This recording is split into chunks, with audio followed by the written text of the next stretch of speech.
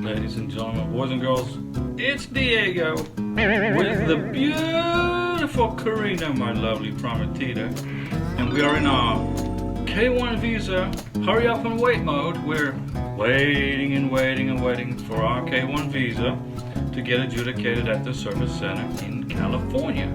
Karina lives in Bogota, Colombia, beautiful Bogota, the city of Bogota, but Karina is originally from Caracas, Venezuela. Beautiful Caracas, Venezuela. We love Venezuela.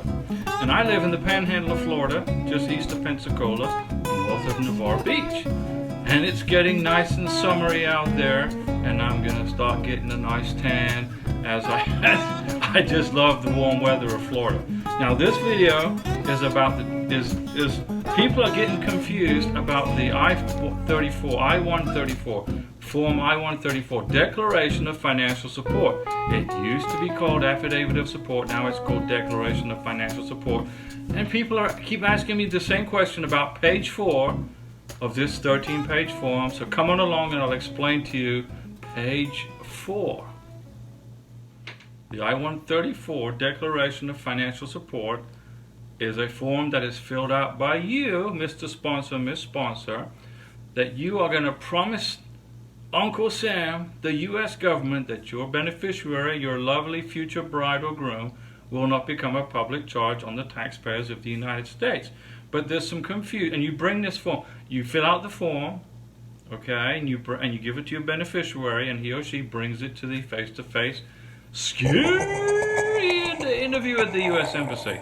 So I will fill out the form for my Karina, and I will sign it and date it, and she will take it to the consular interview at the U.S. Embassy in Bogota. But there's some confusion about page 4. People are asking, who fills this part out? Is it the sponsor? Is it the beneficiary? Who does this? Come on along and I'll unconfuse you.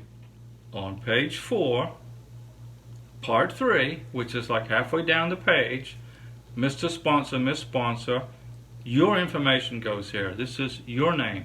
This is your current mailing address. And it's your information, Miss Sponsor, Mr. Sponsor. Then you flip the page over and you go to page 5 of 13 and you continue to fill out information. This is all about you, Mr. Sponsor, Miss Sponsor. And you know, when you first started filling out the form, page 1, page 2, page 3, that's the beneficiary's information, okay? So page 4, part 3, middle of the form, is all about you, Mr. Sponsor, Miss Sponsor. You fill out USCIS Form I-134 for everybody who's in your group, who was on your K1 visa. So you're going to fill out a form for your beneficiary, your future wife or husband, and any children. If she has 2 children, you're going to be filling out 3 I-134s. One for your wife, future wife, beneficiary, and one for each child, okay? And you sign this form with your full name, okay?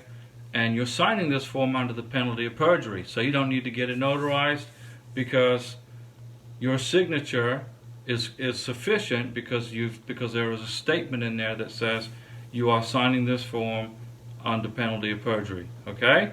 So that's it, ladies and gentlemen, boys and girls. That's a brief overview of page 4, part 3 of the USCIS Form I-134. It's easy.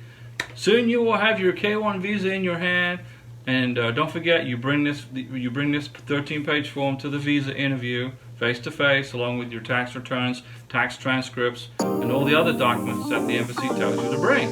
And we will see you soon, very soon, in the United States of America, getting married to your sponsor, going on your honeymoon, and starting your life here in the good old US of A. And thanks for watching. I'll be back.